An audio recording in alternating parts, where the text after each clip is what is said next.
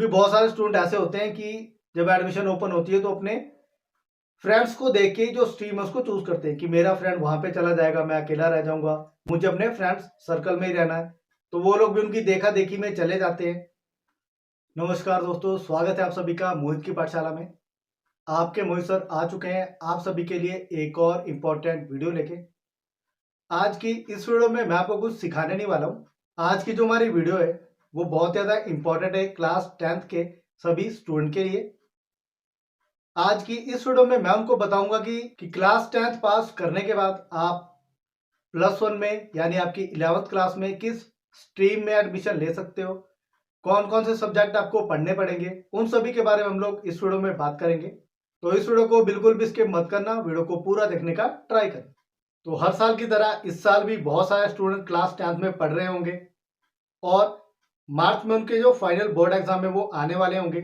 जैसे उन सभी के एग्जाम खत्म हो जाएंगे तो वो अपने फ्यूचर को लेके थोड़ा सा टेंशन में आ जाएंगे, उनको थोड़ी फिक्र हो जाएगी कि आगे हमें क्या करना है। तो उसी के बारे में हम लोग बात करने वाले हैं। तो जैसा आपको पता है कि क्लास 10th के बाद आपको 11th में एडमिशन लेनी होती है। अब क्लास 11th में कौन से स्ट्रीम को चूज करें। तो बेसिकली हमारे पास यहाँ पे 3 स्ट्रीम है, 3 फील्ड है।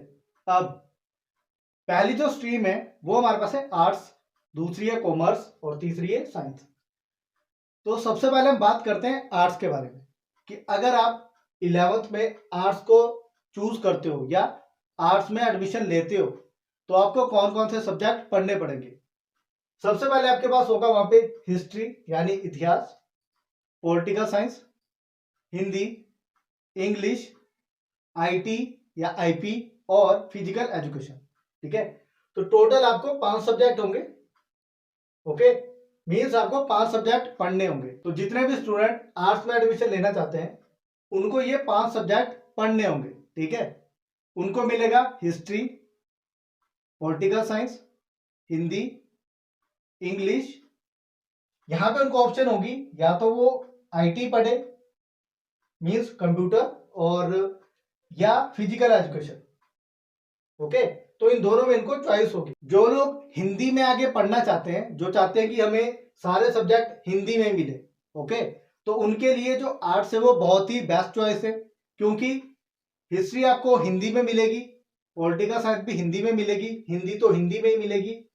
और अगर आप फिजिकल एजुकेशन को चूज करते हो तो इसको भी आप हिंदी में चूज कर सकते हो। ओके, तो 5 में से 4 सब्जेक्ट आपके ऐसे होंगे जो आपको हिंदी लैंग्वेज में यानी हिंदी भाषा में पढ़ने होंगे।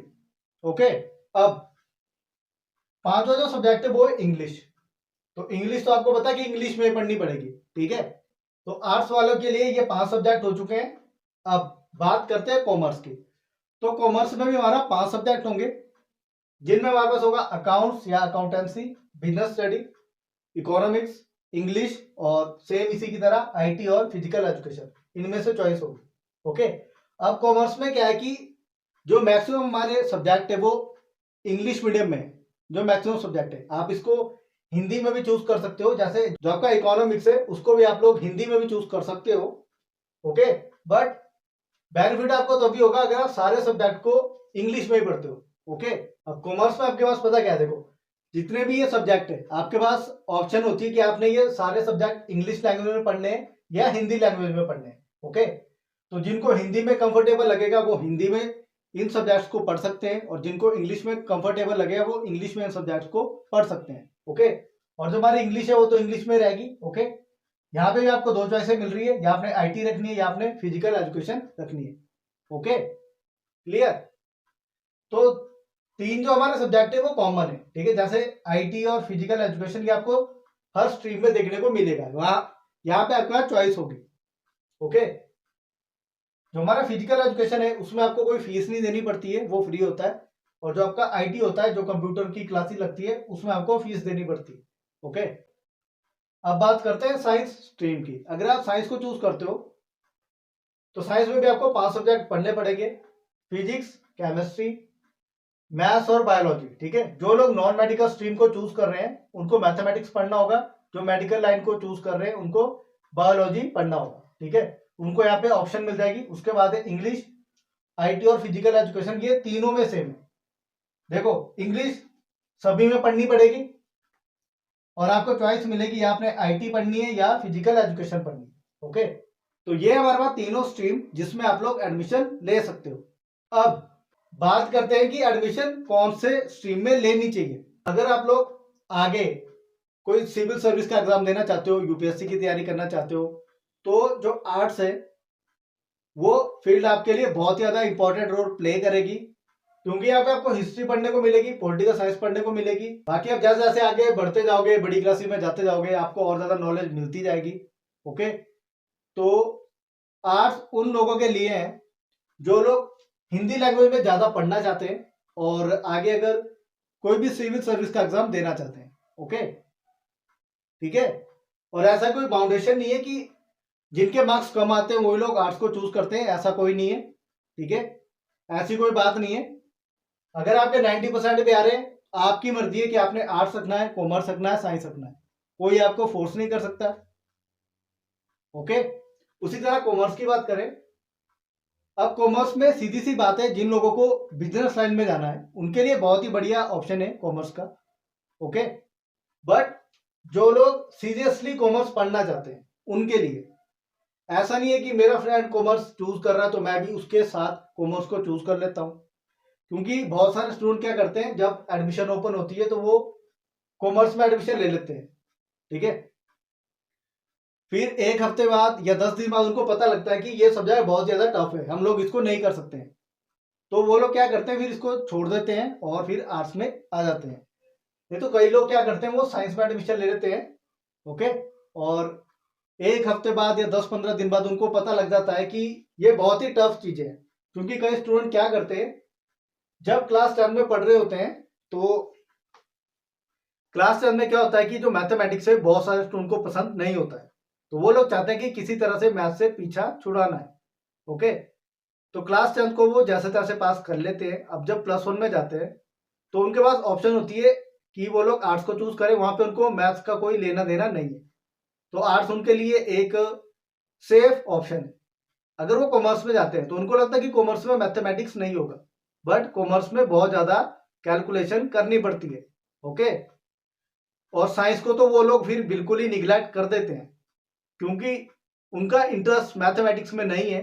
जो हमारा फिजिक्स है उसमें भी मैथमेटिक्स बहुत सारी कैलकुलेशन करनी पड़ती है, केमिस्ट्री में भी कई बार कैलकुलेशन करनी पड़ती है, और मैथमेटिक्स में तो कैलकुलेशन करनी ही पड़ती है। तो वो लोग क्या करते हैं, साइंस स्ट्रीम को चूज बिल्कुल भी नहीं करते हैं। ओके, तो जिन लोगों का मैथमेटिक्स में ज्यादा इंटरेस्ट है, जिनका साइंस में ज्यादा इंटरेस्ट है, तो वो ऑब्वियस सी बात है वो लोग साइंस स्ट्रीम को ही चूज करेंगे। अब जो लोग आगे मेडिकल फील्ड में जाना चाहते हैं वो लोग मेडिकल को चूज करेंगे, और जो लोग नॉन मेडिकल साइड में जाना चाहते हैं वो लोग नॉन मेडिकल को चूज करेंगे। ओके, जिन लोगों को बायोलॉजी नहीं पढ़नी है वो लोग नॉन मेडिकल को चूज करेंगे, और जिनको बायोलॉजी पढ़नी है वो लोग मेडिकल को चूज करेंगे। ओके, तो टोटल हमारे पास ये 5 सब्जेक्ट होते हैं, तो आपके जो मार्क्स है वो 500 में से आते हैं। ठीक है, अब अगर बात करें साइंस की कि साइंस को चूज करें या ना करें, तो जैसा मैंने आपको बताया कि देखो, मार्क्स के ऊपर डिपेंड नहीं करता है, ये आपके इंटरेस्ट के ऊपर डिपेंड करता है, और आप पढ़ना चाहते हो आगे साइंस को या मैथमेटिक्स को तो ही आप साइंस को चूज करें। अपने फ्रेंड्स की देखा देखी में बिल्कुल नहीं जाना है, क्योंकि बहुत सारे स्टूडेंट ऐसे होते हैं कि जब एडमिशन ओपन होती है तो अपने फ्रेंड्स को देख के जो स्ट्रीम है उसको चूज करते हैं कि मेरा फ्रेंड वहां पे चला जाएगा, मैं अकेला रह जाऊंगा, मेरा ग्रुप ब्रेक हो जाएगा, मुझे अपने फ्रेंड्स सर्कल में ही रहना है। तो वो लोग भी उनकी देखा देखी में चले जाते हैं। फिर वहां पे जाने के बाद उनको पता लगता है कि ये जो चीजें वो अपने बस की नहीं है, हमने इसमें गलत एडमिशन ले लिया। फिर वो लोग 15-20 दिन के बाद जो अपनी स्ट्रीम है उसको चेंज करवा लेते हैं। तो चेंज करवाने से बेहतर है कि आप लोग पहले से ही अपने जो इंटरेस्ट है उसके अकॉर्डिंग स्ट्रीम को चूज करें। ओके, एक बात और कहना चाहूंगा, जो लोग एनडीए की तैयारी कर रहे हैं, जो लोग नेवी या एयरफोर्स में जाना चाहते हैं, उनके लिए जो साइंस स्ट्रीम है वो बहुत ज्यादा बेस्ट है। अगर वो साइंस में अपना +1 और +2 करते हैं तो वो लोग एनडीए का फॉर्म इजिली भर सकते हैं। ओके, तो ये 3 तो ऑप्शन है हमारे पास कि क्लास 10 के बाद हम इन तीनों सब्जेक्ट में या तीनों स्ट्रीम में एडमिशन ले सकते हैं। अगर आपने +1 +2 नहीं करनी है, अगर आप नहीं चाहते हो कि मुझे नहीं पढ़ना है, तो आपके पास एक और ऑप्शन है कि आप लोग आईटीआई में भी एडमिशन ले सकते हो। ओके, वहां पे कोई भी आप कोर्स ज्वाइन कर सकते हो, 1 साल का, 2 साल का। ओके, जैसा आपको पता है कि आज के टाइम में जो टेक्निकल वर्क है उसकी बहुत ज्यादा इंपॉर्टेंस है, जिसको टेक्निकल वर्क आता है वो कुछ भी काम कर सकता है। ओके, तो यही आपके पास 4 ऑप्शन जो आप लोग चूज कर सकते हो। क्लियर?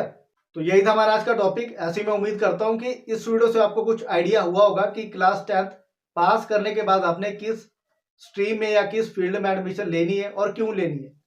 ओके, तो इस वीडियो से आपको अगर कुछ भी नई जानकारी मिली है, कुछ नया सीखने को मिला है, सबसे पहले वीडियो को पूरा देखने का ट्राई कीजिएगा और इस वीडियो को अपने फ्रेंड के साथ ज़्यादा से ज़्यादा शेयर कीजिएगा ताकि उनको भी थोड़ा आइडिया लगे कि क्लास 10th के बाद हमें आगे क्या करना है। ओके, तो आज की इस वीडियो में हम लोग इतना ही करेंगे। मिलते हैं अगली वीडियो में।